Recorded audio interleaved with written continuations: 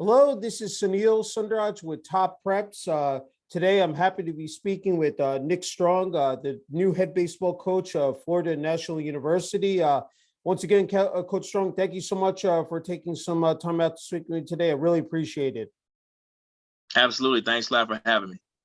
Okay, Coach Strong, before we came on the air, you talked about, how grueling it's been, the process here, taking over as the head baseball coach, at Florida National University. So, I give you the floor just in terms of just the process of, becoming the head baseball coach and just, what's transpired since February, since you took over, Coach.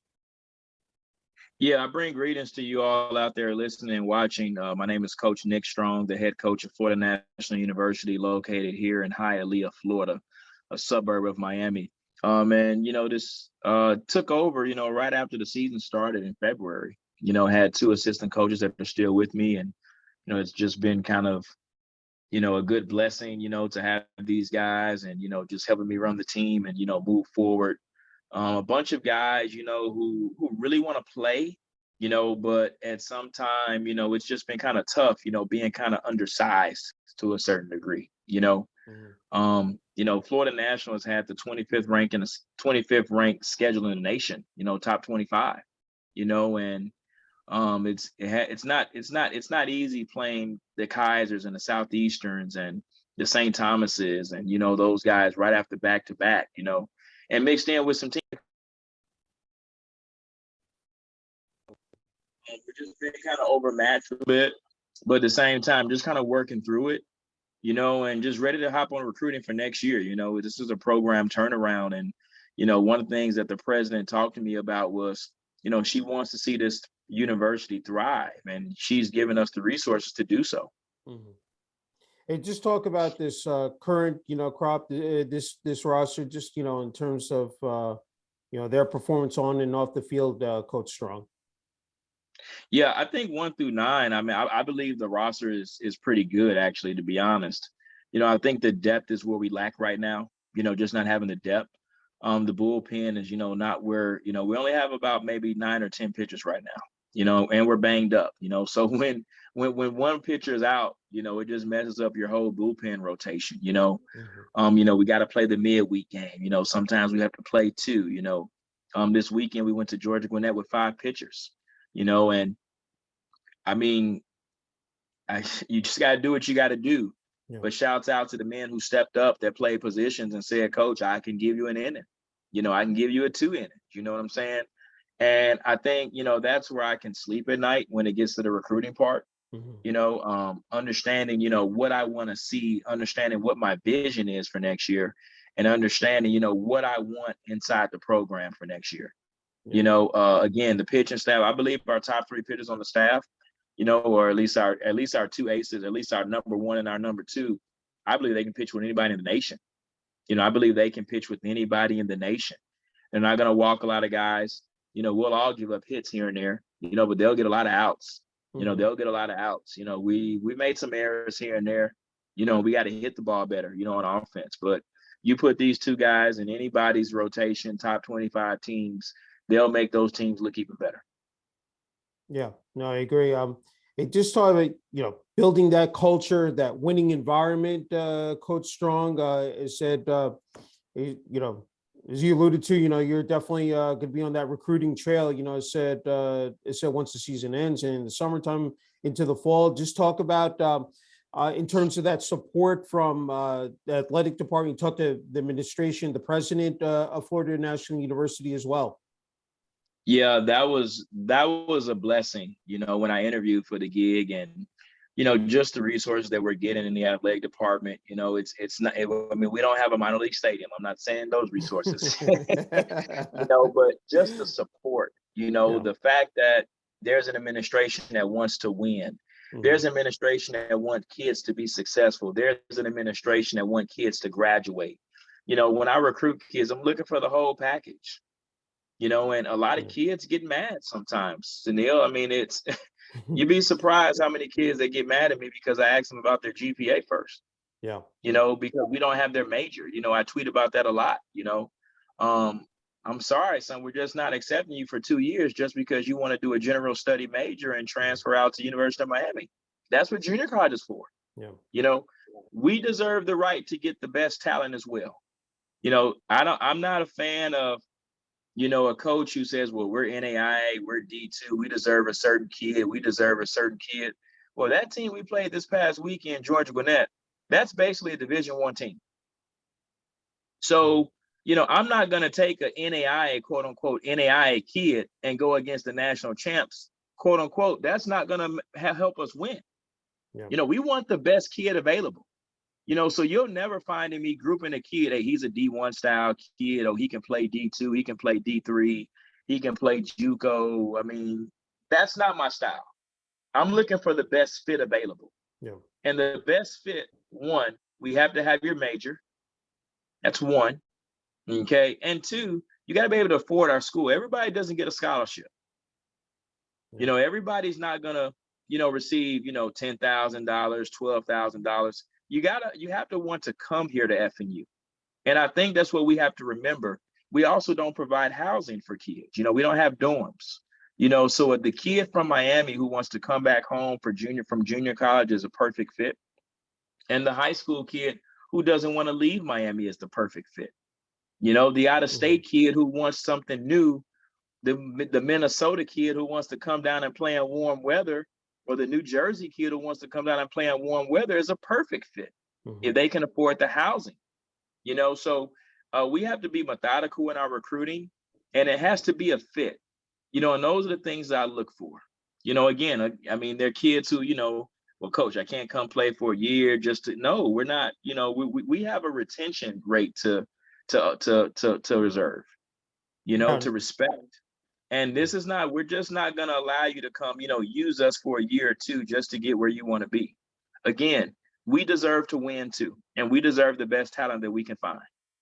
Yeah, that's an excellent point you made, is that, you know, it's also being a student athlete. It's right, you know, hitting those books, you know, as you said, maintaining that GPA. I think that gets lost. I mean, everybody focuses on, you know, athletics on the field in terms of, you know, getting prepared, you know, both mentally and physically. But, you know, without the grades, you know, said it's incomplete, Coach Strong. No, and it's the grades, which is what we're talking about, the education. Yeah. We have to have your major. You know, I get it. You know, you're not going to stop any kid from transferring. You know, any kid who, I mean, it'll happen. It'll happen for financial reasons, family reasons, personal reasons, or whatever. But, you know, we're going to do what we can first to stop any other reason from happening. You know, and again, we want you to come in with your basics, you know, get to your major now. You know, we have been looking more at the junior college route for kids, you know, for next year. You know, we're bringing in at least 25 junior college kids next year. You know, and the thing that I like about that academically is I'm looking for a kid who's going to obtain his AA degree. Yeah. That gives a kid, you know, a chance to stay on pace for graduation.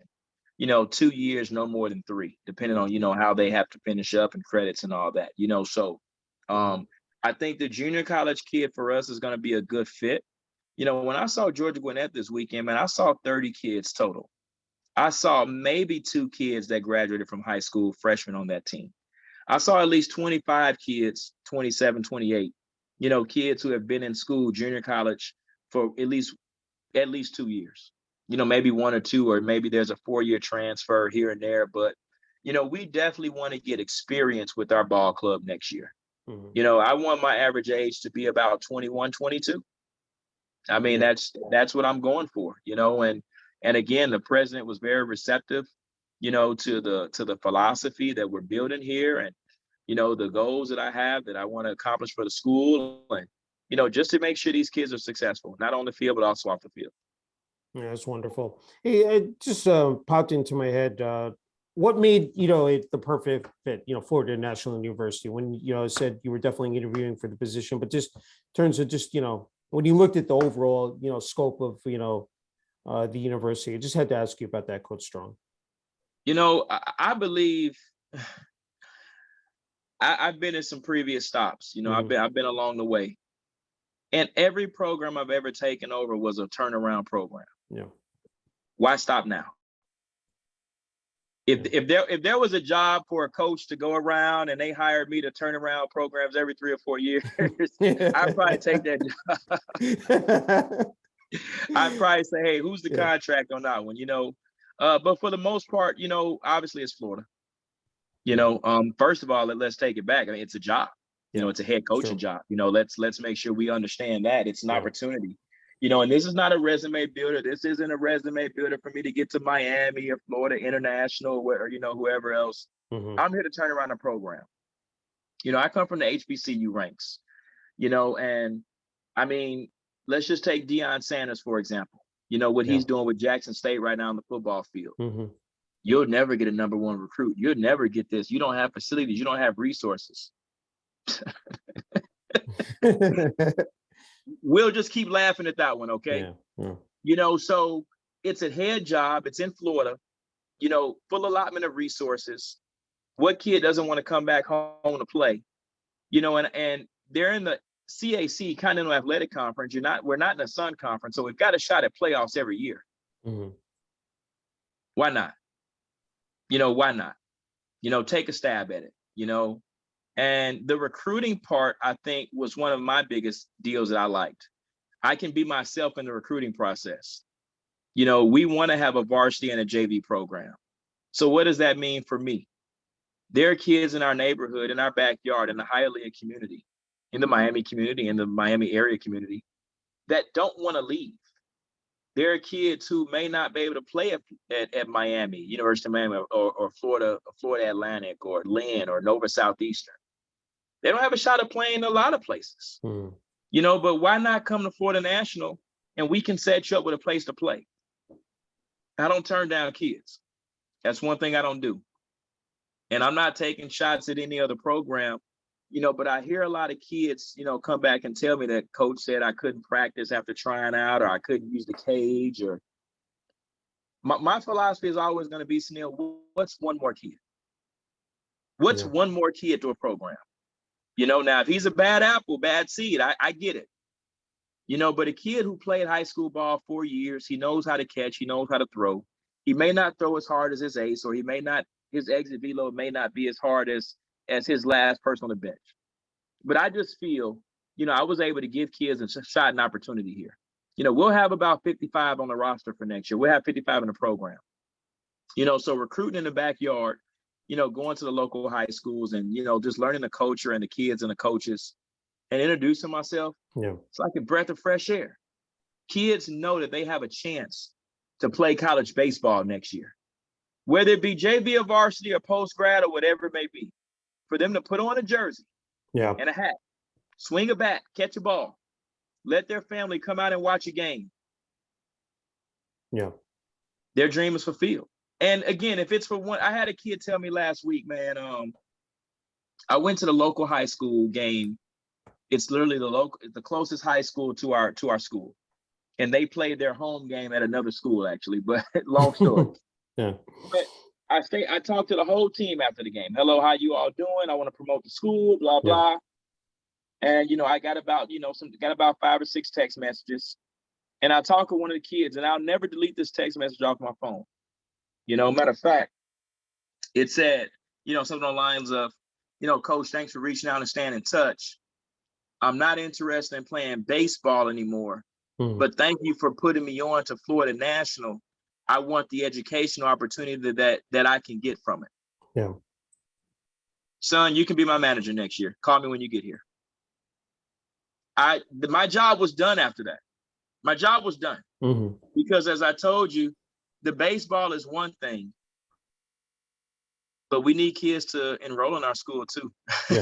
We need kids to, come get our degrees. We need kids to graduate from here. And when you graduate, open up a door for other future FNU kids. So again, I was able to be myself in this school, be a recruiter that can help kids and, find kids a college home, not only athletically, but also academically. Yeah, I think that's so essential. Is making that outreach to the community, Coach. I know you have the experience, you have the background in that, and that's so commendable of you, that the fact that you can make that that connection, that difference, because and you can, these kids can relate to you as well on that level. Yes, sir. Yes, sir. I mean, I was that kid who transferred after my first year of college. Then I went JUCO, and obviously I had to transfer. But I got my A degree, and I went back to a 4-year school. Hmm. But I mean, I've coached at the JUCO level. I've coached the 4-year level, and we've seen it all. We know kids have issues behind closed doors. Yeah. We know kids don't come from the best situations. But we got to find a way to help some of these kids. And if it's going to be through baseball while getting an education. I mean, I just told a kid today, I remember I played JUCO ball, and I quote unquote red-shirted. I call it not making a team. But when I found that I wasn't on a team in the spring, Yeah. I didn't fail any class, but I got 3 Ds that semester.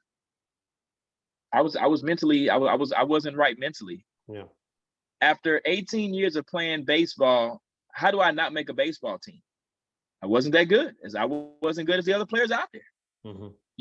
And I remember when I didn't make the team, my grades suffered. Baseball was all I had. But what if that program had a JV team or a club team, as I come from? Yeah.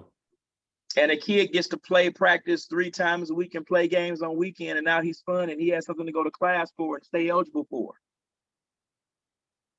That's why I do this. Yeah.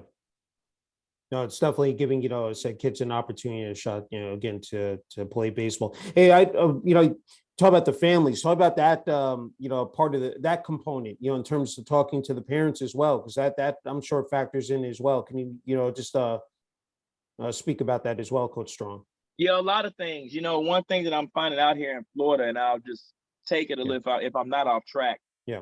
But there's something in Florida called Florida prepay, where I guess, the families are starting their prepay for college, when the kids are, 3 or 4 or whatever years old, Mm-hmm. These families in Florida want their kids to go to college. And I'm just going to shout out a couple of the programs, there are a couple of the startup programs here in the city, that are coming aboard right now that are looking for players, not only us. Mm-hmm. And I'm talking to these families, and sometimes Florida National may not be affordable for some. Sometimes it may be a community college that they need. And one thing about me is the families are really receptive to the advice that I'm giving. Because I mean, I want you to play for us, but everybody can't play for us. Yeah. I want to see you in a college jersey. So the families out here in Florida, in South Florida, in the Miami area, they're really receptive to the college advice. They really want to see their kids, live out their dream, whether it be for a year, 2 or 3 or whatever it may be. And they're really into the education. A lot of families out here, Latin culture, we have a lot of Caribbean culture as well. We have all type of races. This is the most diverse climate I've been in. I think this is more diverse than Texas, living on the edge of the water here, close to 5 different islands, Yeah. And they all come from different backgrounds, but they all want their kids to succeed. And each family I've ever talked to has come back to one thing. What is the plan for graduation? Yeah. What is the plan for graduation? And like I tell them, you're gonna one thing about Florida National, it's a for-profit school, so the job placement rate is really high here. They really pride themselves on, getting the kid the job after graduation, whether it be the medical, criminology, Mhm. business, marketing, whatever it may be. The focus is really on getting a kid a job after graduation. And I mean, that's what I have to sell. Yeah. There are some kids out there who just want to play. And I mean, they've got connections. They'll get jobs wherever they go. And it's respectable. And I understand it happens, but I'm really out selling the educational component to the families. Yeah. And they really like that. Yeah, I mean, for these kids, once you have that degree, no one can ever take that away from you. You have something Right. to fall back on. I mean, that's the thing. If it doesn't work out, athletics, as as you said, now everybody gets a scholarship. But the fact that you have that degree and that and plus, the university has those resources to help these athletes, find jobs is so important, so they don't slip through the cracks. Bingo. Hey, what do you want? That Florida National University jersey. Every time I said a player puts that on, what do you want that what it to represent? I had to ask you, Coach Strong. Pride. Yeah. Pride. We're the conquistadors. And I mean, we know what conquistadors are. We want to fight. We want pride. I'll tell kids all day, I love select baseball. I coach it. I love summer baseball, but there's nothing like going to watch a high school baseball team. I'll tell you why. You rather represent your neighborhood school team than your summer team. Mm-hmm. There's nothing like saying, hey, in my neighborhood, we the Jackson Falcons and we went over to, the north side of town and beat the Booker T Eagles. You know what I'm saying? I mean, it's pride, so I look at the educational aspect of baseball, whether it be high school or college, junior college, whatever it may be. And that's what I'm interested in focusing on. I go out to the select games all the time. I'm watching the kids, but there's nothing like character at a high school baseball game or a college baseball game. Yeah. How focused are these kids wearing this jersey? We're going to win some and we're going to lose a lot. We're going to win a lot and we're going to lose some. And depend on the program you're on.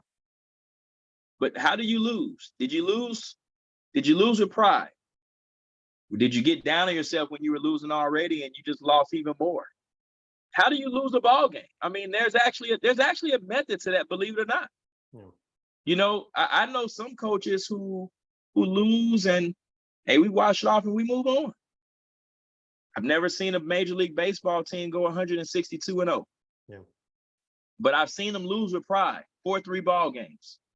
Give yourself a chance, trust the coach. So every time we put on a jersey, I'm looking for a kid to represent FNU with pride, because it's also a marketing deal. Mm-hmm. We're out in Georgia, we're out in South Carolina, we're out in Alabama, up other parts of Florida. And when you wear that FNU, it's like a hat. You wear your Yankees cap or your top prep hat you got on. Yeah. Everywhere you go, you're marketing for the school. And if I'm not marketing for the school, if I'm doing a bad job at marketing, then that little kid that's in that stands, he's not going to remember us. The best story I got this year, we went to Thomasville, Georgia to play Thomas University in Thomasville, Georgia. And I'm originally from Chicago, but I come from Texas. And, we got Whataburger. That's our restaurant in Texas, Whataburger. In Thomasville, they happen to have the only Whataburger restaurant in Georgia. We went there. I took the guys to eat there tonight. Yeah. I saw a kid, in his baseball jersey. I said, hey, kid, he was about 7 or 8 years, 5 or 6 years old, blah, blah. Hey, how did baseball go today? Blah, blah. How were grades? How's school? He said, good, and his family asked, are you guys in town? I said, yeah, we'll be out at Thomas University tomorrow. Come on out. We'll get you a signed ball. Yeah. Coach, the kid showed up, man. The kid showed up. Him and his mom. Dolph was his name.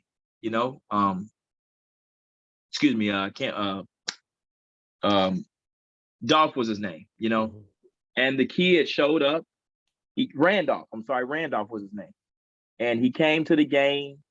And and he's from the town where the school is, but he was on our side, But it was something that I said to his family that drew him to us. Yeah. The kid came. We had on FNU jerseys at the restaurant. He liked them, green and gold. Mm-hmm. He came to the game. We signed a ball for him. We took pictures. His mom posted us on Instagram. Yeah. But it was the fact that we wore our jersey with pride that day. He wanted to be around us. And now we went to a new city to promote our program. Obviously, we went to win, but we went to promote. Mm-hmm. Because that's what being on the road does. You can promote your program. Yeah. And now that kid, 5 and 6 years down the line, he's going to remember Coach Strong.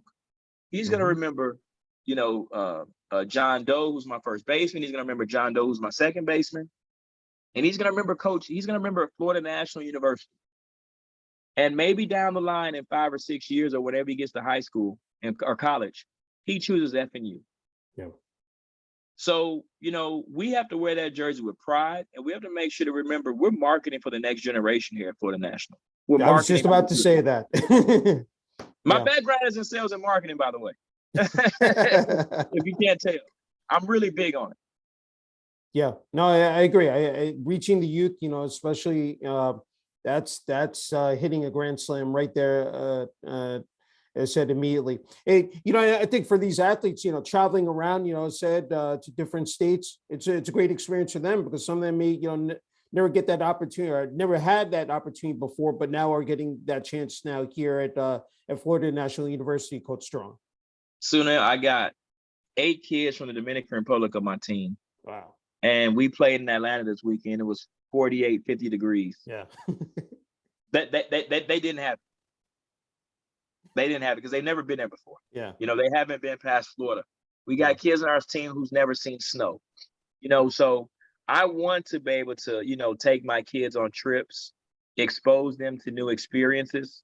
We got a chance to play in a minor league park 3 weeks ago there in Augusta, Georgia. We played Payne University. We played Payne College. Mm-hmm. We played the first 2 games on our campus, the third game in the minor league stadium. We played the defending national champs this year in Georgia.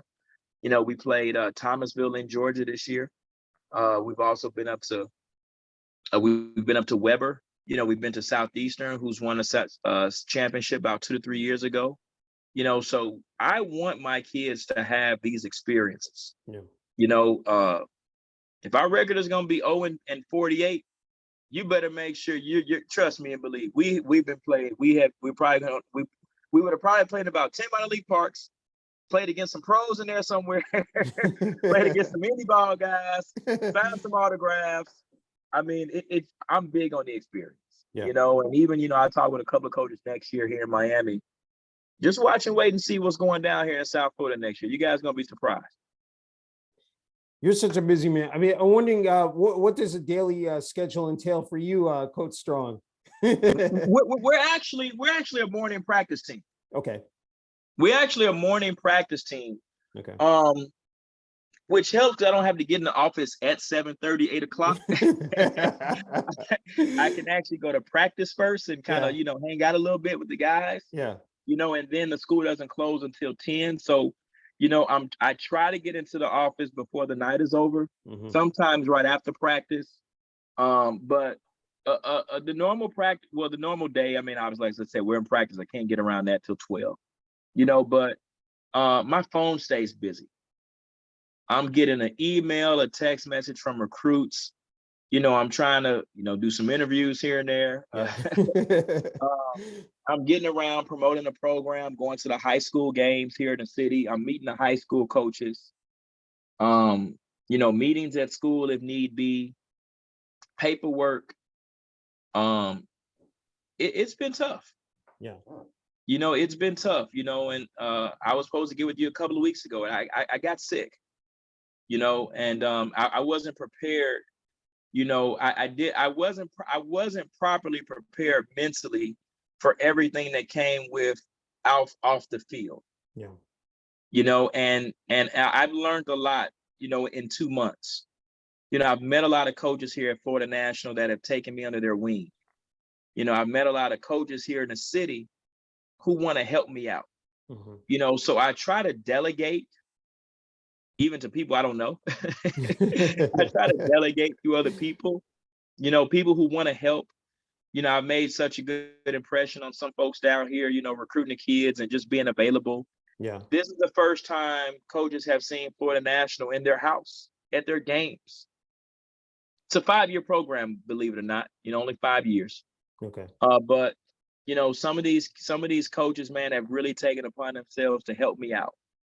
They want to see their kids in South Florida play baseball. So, the recruiting scene is tough. The practice scene is definitely good there in the morning times. When we're on the road, actually, I'm able to kind of chill out a little bit more. Taking that long bus ride. Yeah. I get on my phone for a little bit, but I like to just sit back and learn the guys a little bit. I have a little fun here and there to relax. But I stay on the go, but it's just a part of building right now. Yeah. It's just a part of building. Next year, I'll be able to hire, some assistant coaches, and kind of, get it together. But it's definitely been practice. It's definitely been recruiting. It's definitely been games, and it's definitely been paperwork, on the office. Yeah, I think people fail to realize how much of a grind it is, and how much time and effort it requires to put in. It's 24/7, 365. It's never a day off, Coach Strong. Well, the meme on Twitter and social media. Everybody wants to be a coach until they find out what happens off the field. Yeah.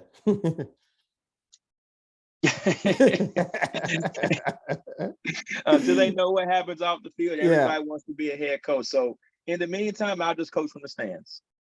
They can coach and umpire from the stands. Yeah. Hey, I had a question just about you were talking about the athletes and we talk about social media and bring that up. You see all the kids, all the athletes putting out their highlight videos. You know, Twitter is a great platform. You know, Instagram. I'm just wondering in terms of even like here with them doing top preps, doing a top preps interview. So are you. Just the advantages to that, you know, in terms of, you know, being able to promote, you know, it said, if you're an athlete, you know, it said your skills, you know, and then, you know, even for a head coach as well, you know, leadership, you know, abilities. Just talk about that component, because I think that, again, you know, to see the overall person, especially as an athlete, just talk about that, Coach Strong. Well, one, it's free for the player. Yeah. I mean, it's free for the player. You know, I'm not against any of the recruiting sites out there. Yeah. You know, when McDonald's and Burger King isn't either. I mean, there's room for the market for everybody. Yeah. You know, but we also have to remember that maybe I can't afford Burger King and McDonald's sometime. Mm-hmm. So you do what you have to do. You know, I appreciate all the websites that help kids, you know, including Top Preps. You know, everybody's out there that's retweeting and hashtagging and, you know, just getting their kids looks. Yeah. As a player, you got to find out what best works for you, you know, and I tell kids all the time, I think email is the most official and best route. I'm going to say that. However, coaches are on Twitter. Yeah. Coaches on Instagram. Coaches on Facebook. Get in their comments. Get in their DM. Shoot them a message. You know, and do whatever they ask you to do after. I think that's the key. You know, some of us coaches get all these messages from kids and, hey, well, can you do this and do that? And I think what the disconnect is sometimes, there are some coaches out there who are quote unquote easier than other coaches in terms of information needed and whatnot. And sometimes a kid can be overwhelmed because the previous 5 coaches that he's messaged has only asked for this, but this coach maybe asked for something different. You know, so the kid goes to the comfortability level. You know, I just ask that the kids continue to stay on social media, do whatever the coach asks you to do, and follow through. You know, the other thing that I will say that I don't like about the social media aspect, and it's not for everybody, you know, there are some kids out there who just believe their video is the whole package. Just the way you hit that home run and the way you threw that 92 miles per hour fastball, the way you stole second, or well, stole first in the Atlantic League now, you know, but as they say, but the way you stole second, the way you laid that bunt down, doesn't tell the whole story, Sunil. Yeah. It just doesn't. You know, and that's gonna get you noticed. You know, guys, remember that. That's gonna get you noticed, but that's not gonna get you the scholarship. In my eyes, I can't speak for everybody else. You know, I tell kids I have standards that I'm looking for. You know, I have standards that I'm looking for in a kid to give out my scholarship. You know, but it will get you noticed. It will put you in the door. Yeah. It will get you down here for a campus visit. But when you get to the campus visit, and there are some questions you can't answer because you didn't do research on our school, I'm sorry. Yeah. Because one thing that I noticed about recruiting, and even this is why I go back to the D1, D2 deal. If there are 350 D1s and there's 700 shortstops, there are about 700 high schools in the state of Florida. I mean, somebody's going to get missed out of that 350. Yeah. Even if they all got the same talent. Now that bottom end D1, or now that bottom end top tier shortstop becomes a quote unquote D2 guy. Yeah. He's just as good as the D1 guy at a decent school. We haven't even factored into junior college kids. You know, so I mean, what I'm trying to say is I understand there's so much inventory out here for kids. There are 1,000 shortstops. There are 10,000 pitchers. So again, what sets yourself apart from others? And I'm not talking about talent. We may bring in 5 kids who throw 85 plus, but the kid who throws 85 over the kid who throws 86 and 87 because he answered questions the right way, he dressed well. Again, I take it back to marketing. Yeah. Who's going to help us market us ourselves when we're on the program? Who's going to wear his pants a certain way? Who's going to wear his cap a certain way? Who's going to want to follow the dress code? If you don't want to follow the dress code, then, it was a lost cause of me getting you. I want to wear my clothes a certain way on the road. And the kids know that. Why do we have to be the kids of the team that doesn't wear the same t-shirt or the same shorts and whatnot? You know what I mean? Like, maybe that's not the kid who throws 90 style. You got the talent, but maybe you're not used to that type of structure in a program. And that stuff matters. So the social media route works. I just want kids to make sure they have follow through and make sure you're doing what the coaches ask you to do and making sure the school that you're hitting up is the right fit. The baseball piece is one thing, but did you take a look at the academic side? Did you take a look at the housing? Did you take a look at the way the classes are online compared to, being in person? There are a couple of kids who's already turned me down because they said, Coach, I want to be in person. I respect that. So again, online will get you noticed and keep doing it. I'm not saying stop doing it, but I'm just saying there are other things that come with it. I noticed in the background there, the Jackie Robinson picture, the mural, number 42 mural as well. I had to ask you, we talked about diversity before, I know it's a big part, of your program. Just had to ask you just the significance, just the meaning of what, what Jackie Robinson means to you. I had to ask you about that, Coach Strong. I'm an African-American guy, Jackie broke barriers for a man like myself, not even on the playing front. Jackie was actually instrumental in getting Frank Robinson the first black head coaching job, in the major leagues. Yeah. The man was just so much more than baseball. Yeah. I agree. I give you a Jackie Robinson story. Obviously I didn't know the man, but there are 2 movies out for Jackie, as you know. There are others that talk about Jackie, but there are 2 movies out that represent. One is the original Jackie Robinson story, and there's one called 42. Yeah. I'm a fan of the original story. I believe the original story was told from Jackie's point of view. And, rest in peace to Chadwick Boseman, but I also believe that 42 was told from Branch Rickey's point of view. I believe it really wasn't from Jackie's point of view. So when I go back and watch the original story, some of the same points in both stories, but I think you just get more from Jackie himself. The way he had to endure being called the N-word, just the fact that he knew what was coming. Gotta be a hell of a man to not respond to some of the things that were said to this guy, man. Yeah. There are some things I probably couldn't do. I've been through. We've been through it before, and a lot of us minorities have been through some things, but this man stomached it all, and he was a great ball player.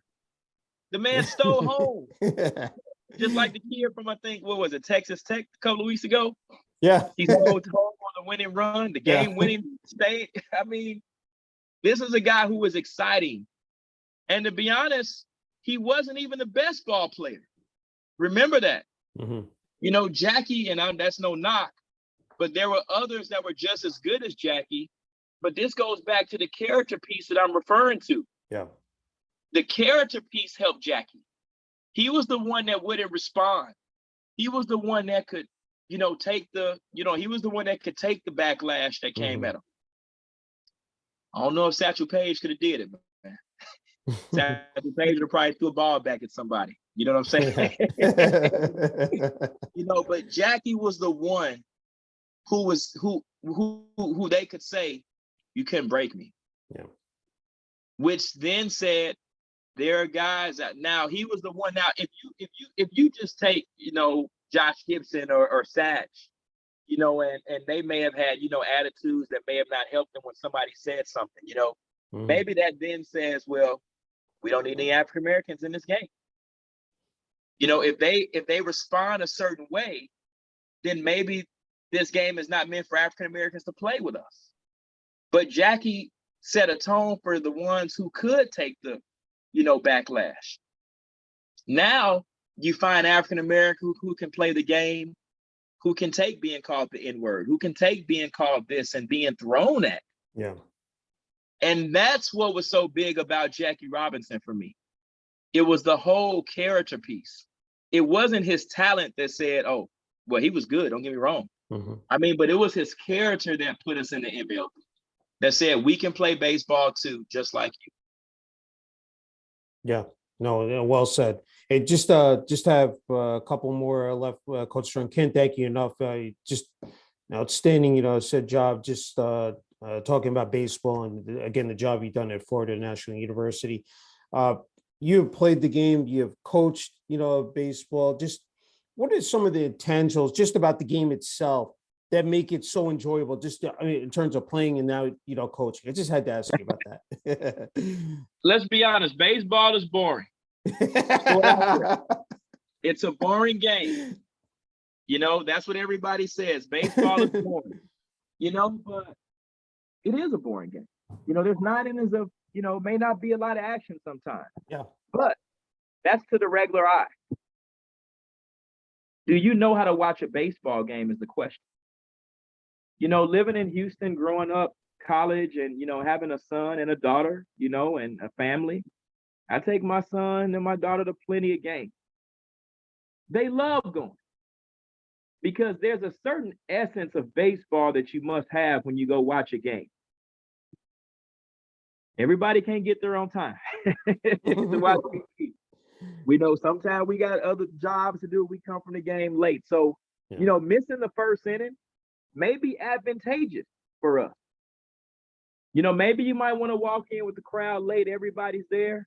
You get there by the second inning, or the first inning if you can. You watch the best part of the game, the starting pitchers pitching to the best part of the, lineup to meet 1, 2, 3, 4. You get there.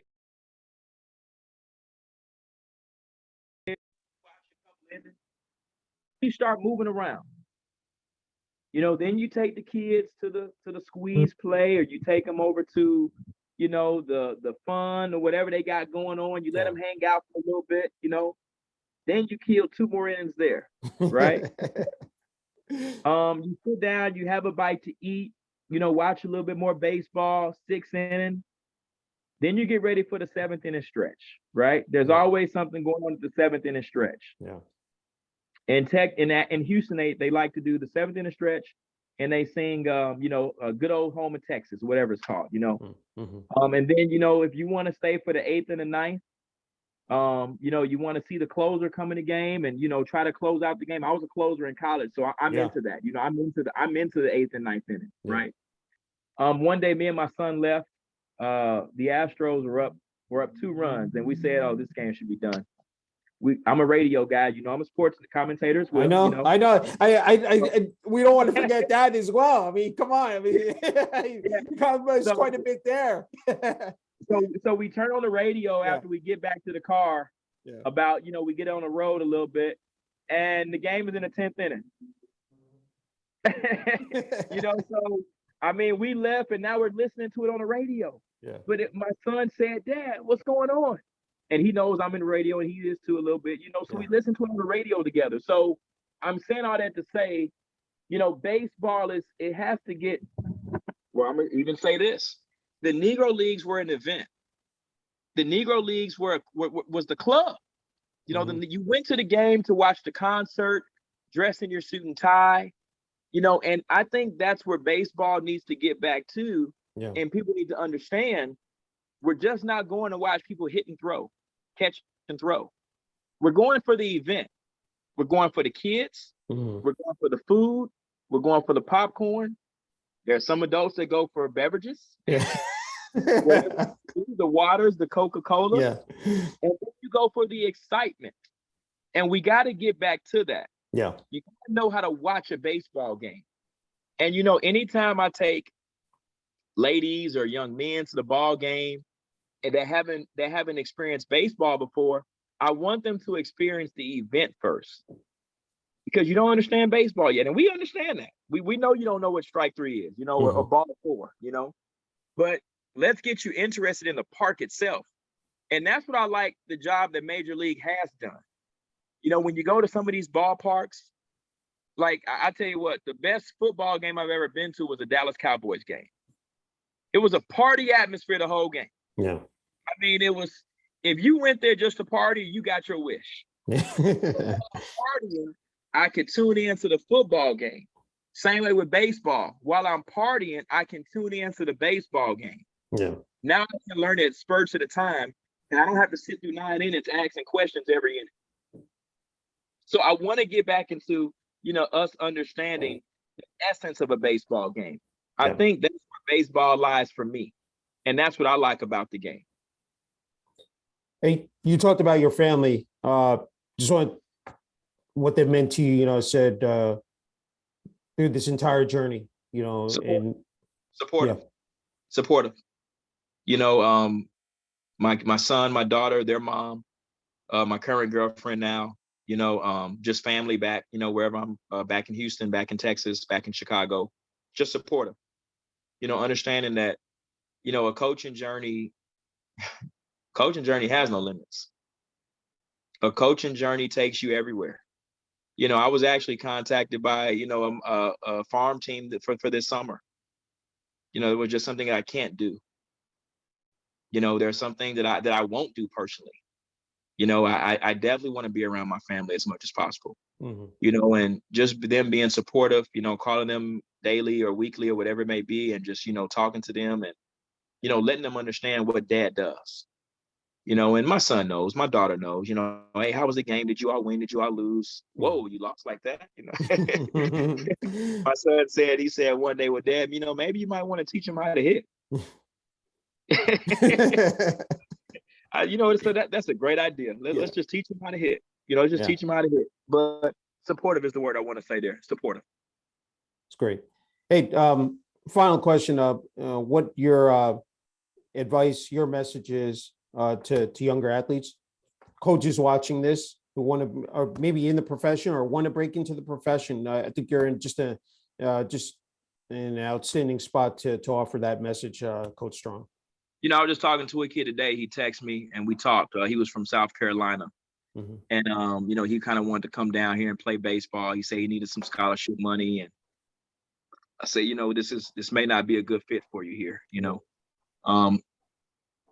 I say, you're doing things in your area that you don't even know that are advantageous for you. He said he was playing in the men's league. He said he had some junior college connects. I say, son, you need to use your resources right in your backyard. I say that to say this. Had it not been for club baseball, I'm not in the spot I am today. And I really mean that when I say that. I know club baseball sometime at the 4-year schools is looked upon as recreation or whatever it may be, but it's not. It's not officially that. It's actually intercollegiate baseball. When I started coaching high school, I thought there was a kid that played at my high school that I coached that could play quote unquote Division I baseball from our alma mater. He didn't get that opportunity, but he went to a community college who had a club baseball program. And I said, what is this? He said, well, it's a team. I said, well, that's first and foremost. It's a team. Do they play 3 strikes? Do they play 4 balls? Do they play nine innings or 7 innings? I said, yeah. I said, well, that's baseball. Yeah. But I said, maybe the talent pool wasn't as great. That doesn't mean it can't be. But I said, there are kids from the inner city of Houston that deserve this opportunity. Let me try helping this coach out here and seeing if I can refer kids that I thought that could go play other places that don't get that opportunity. They can play club ball at the community college level. Inexpensive. New program, upstart, as I've always said. Maybe this is that spot. Yeah. We did a whole year of baseball there. I got the head job at the next school, a club team. Oh, and by the way, it paid.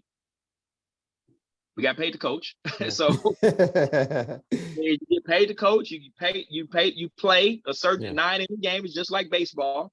Yeah. And just putting myself in that position as a head coach and running the program just like any NCAA Division I program out there. I coach, I recruit, we check grades, we talk to kids, parents, whatever it may be.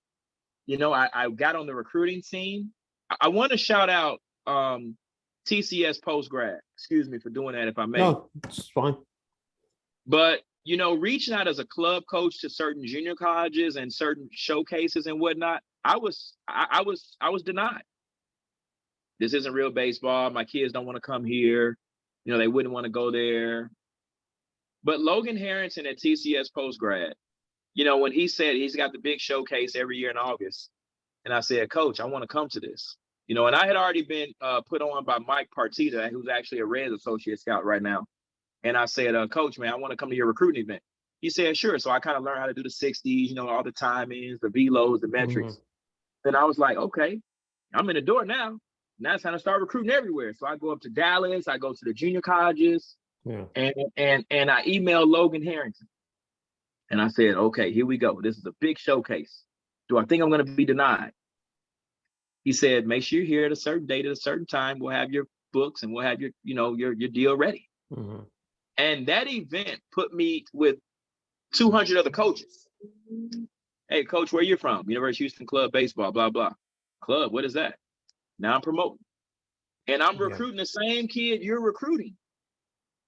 So I took up a club opportunity when I couldn't take on a quote unquote Division I or Division II assistant or a volunteer opportunity. I had to make my own opportunity. And I tell all these young coaches, you may want to try club, or you may want to try being a volunteer at a bigger program.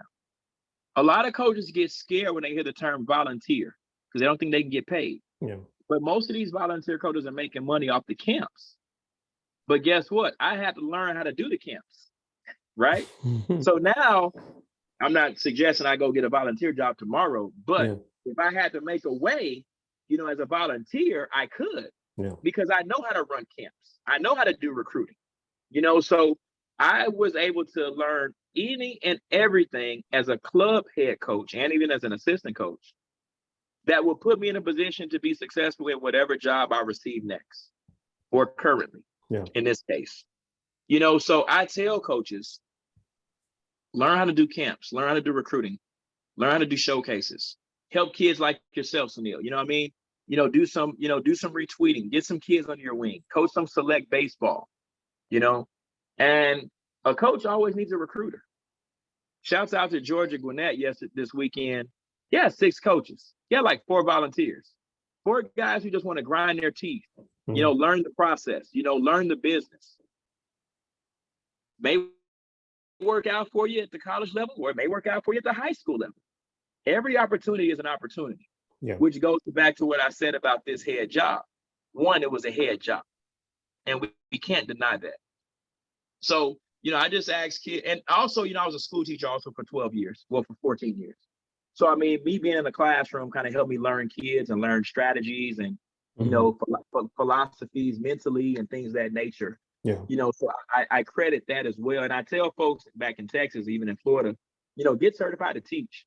There's always a teaching position open somewhere, whether it be a sub or whatever, so man, I tell kids I tell coaches to learn the recruiting game. Another thing that propelled me, and I want to get back to, I talked about the broadcast. Yeah. I learned that in college. But what that did for me was it put me in front of high school baseball coaches when I broadcast high school games. It put me in front of college coaches when I broadcast college games. And to that extent, I still have relationships with those coaches. It's a great networking tool. Bingo. Yeah, you're making those connections. Bingo. Yeah. Hey, coach, remember I did your game down there on ESPN? We were in Miami or we were in Florida or whatever it may be. Oh, yeah, coach, how's it going? I need a job. That's how's it going. Yeah. So, you never know, what your experience can springboard you into. Yeah. So again, whether it be broadcasting, whether it be, I saw a kid last week, we were in Atlanta or we were in Augusta a couple weeks ago. The guy told me, he said, man, that's the top kid in the state right there, top 5 kids. I say, why is he sweeping the field? Well, I mean, it's a minor league team. He can work out there. They might take interest in him and draft him. So I mean, every opportunity is an opportunity. And we have to remember that. So the broadcasting has helped me. The club baseball coaching has helped me. The teaching has helped me. All that pouring into this one job now. Yeah. And I just can't wait to see the seed, that I've planted or that I'm planting. And I can't, wait for next this next spring to kind of see how it grows. I'm like, when do you ever get rest, coach? That's all I'm saying, is that you're doing all these things, but it's so impressive to see how you've been able to put it all together and how one, a job affects the other. But just, what does that mean to you personally that you've been able to, again, accomplish this? You're right. Yeah.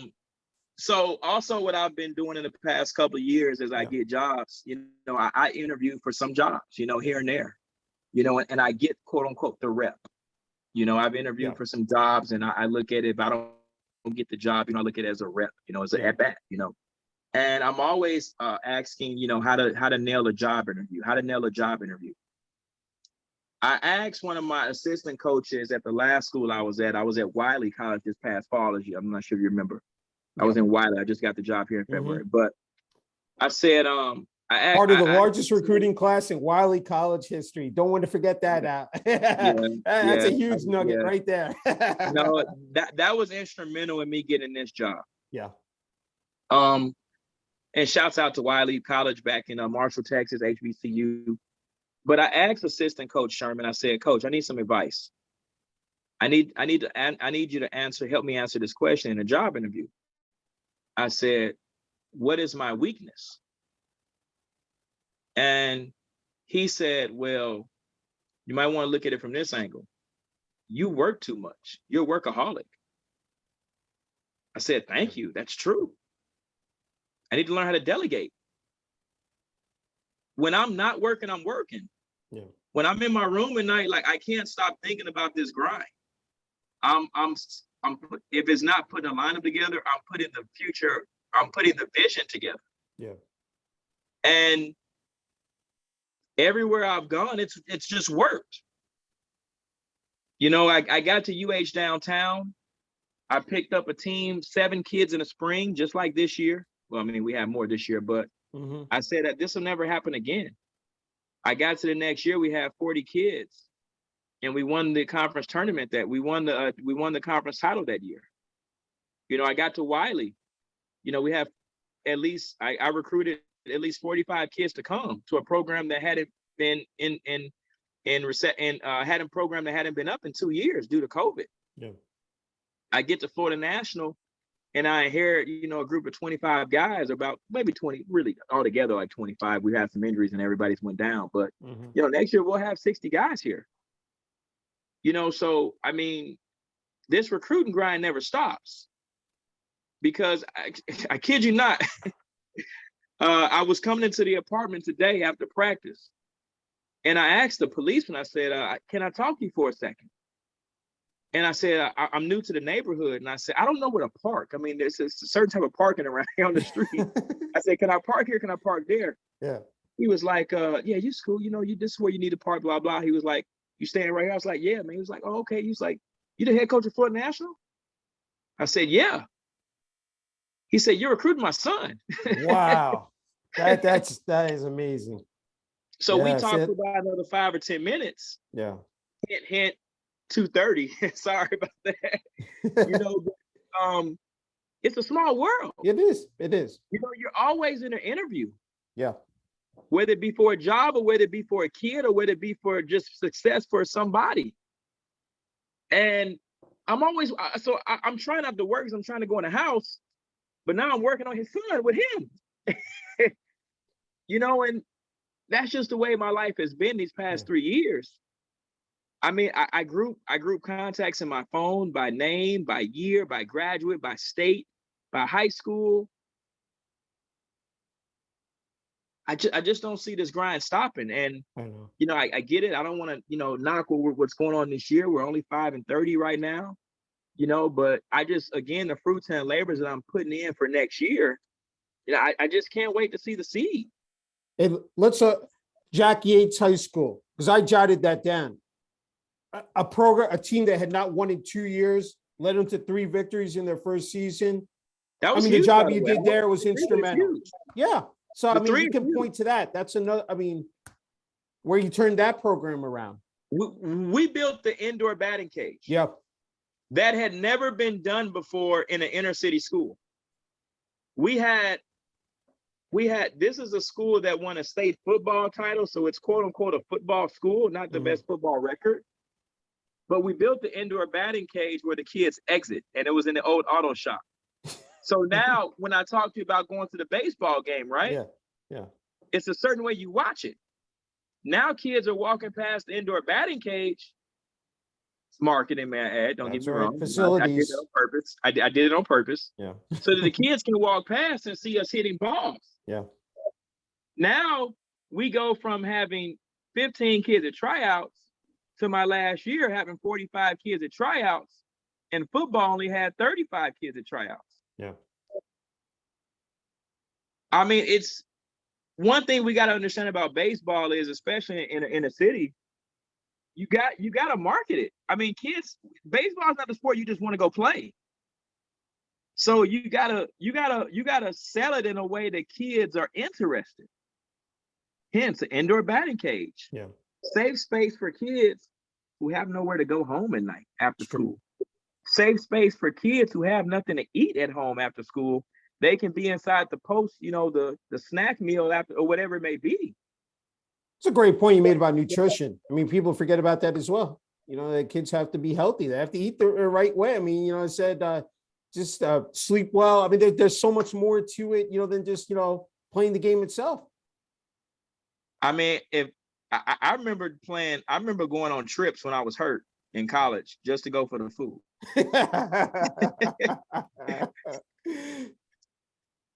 But yeah, Jack Yates, we won 3 games there in the first year. Yeah.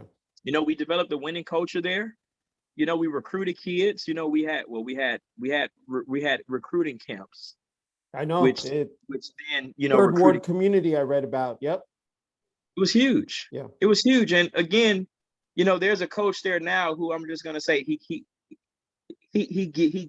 cares about the program. Yeah. You just got to care about these kids. Yeah. And I think that's what's gotten me through most of the programs and most of the first year woes, just caring about the kids and understanding that you're gonna fail 7 times out of 10 and still be a Hall of Famer. Mm-hmm. So to a kid that just starts playing baseball, he doesn't understand that yet. He doesn't understand that it's not like basketball where you can hit where it's common to hit 8 out of 10 free throws. This is a game that's you're not gonna get 7 hits out of 10 often. You got to be a bad boy to do that. And even there's a lot of high school kids who can't do that. But you got to understand that this is a game that when you get into it, you're gonna fail, and you have to be a kid's biggest fan when they're failing. And that's how you build up these startup, from the ground grassroots programs. Mm. You have to develop the kid mentally. Stay with me here. You're not a bad baseball player. This is common for you to fail 7 out of 10 times. Even pros fail 7 out of 10 times. It's okay. Be their biggest fan. Jack Yates, HCC, UH Downtown, Wiley, FNU. I'm just blessed. Yeah. No, I'm blessed. Okay, Coach Strong, you have the floor. I can't believe we talked an hour. Anything else you want to add? I'm just amazed at just how we've been able to. You've done a great job. I said in this interview. If there's anything else you want to add, the floor is yours. I do. Again, I'd like to shout out my family. The athletic administration here at Florida National, the administration at Florida National. You yourself, thank you for reaching out. Thank you for being patient with me. Just the parents and families, believe it or not. One thing that I've been successful with recruiting is just being upfront and honest. Well, Coach, if I come there my first year, can I honor a scholarship? Yeah, you can, but I'm not going to sell you on that. I don't want you coming here just because you think you're going to earn a scholarship. You know, coaches, you talk about advice. Sell kids on just being a good fit for the school. I want to recruit a kid who that if he doesn't make the team, he still wants to stay at Florida National. I want to recruit a kid, if he gets hurt, he still wants to stay at Florida National. You know, these are the things that I think we need to have more conversations about as coaches, to help these kids. I want to shout out club baseball. I want to shout out that, you know, your dad went to University of Miami or Texas A&M. Your grandfather went there. Your great grandfather went to those schools. You want a degree that says that too. And you can turn down Florida National to go there because you can't play on the D1 team, but you can play on the club baseball team. I want to help kids. And I had a kid like that last week talking about going to Stetson. He said, I didn't even know they had a club baseball team, but he had a full ride there he was trying to get. But he knew he wanted to play college baseball. I said, son, it ain't about Florida National right now. You get into Stetson, you go play club ball, and you do like, I think his name was Tim Becker from Florida State 2 years ago. They hit the 2 home runs in the Super Regional. He played club ball his first 2 years of college. You know, the kid from Alabama that got drafted last year played club baseball. So, you know, I'm just saying all that to say, you know, leave no stone unturned for these kids, coaches. And if you're a kid out there, understand all your options, whether it be JUCO, NCAA, NAIA, USCAA, NCCAA, club, whatever it may be, there are options out there for you. We can only have so many kids in our program, but there is a good fit out there for you. Be willing to take it and be willing to do what the coach asks you to do. And just thank you for guys like you, you know, who shout out kids all the time, who promote kids. I'm about a kid. I'm a kid's biggest fan. He'll tell you that. We'll argue behind closed doors. I'll be honest with you. But I love you. And we're going to get you right. Well said. Hey, Coach Strong, again, incredible honor and privilege interviewing you. Just your accomplishments are just phenomenal, and wishing you just nothing but continued success at Florida National University. And we're looking forward to, you know, keeping in touch and, you know, helping you promote the program. By the way, our playoff run isn't over yet. We're still in the playoff race, believe it or not, for the independent title, you know. So we still got the USCAAs we may be invited to. And the Continental Athletic Conference, we still got a shot, you know. So stay in touch with us, Sunil. You know, thank you for having me, and check back soon. Sounds good. Thank you.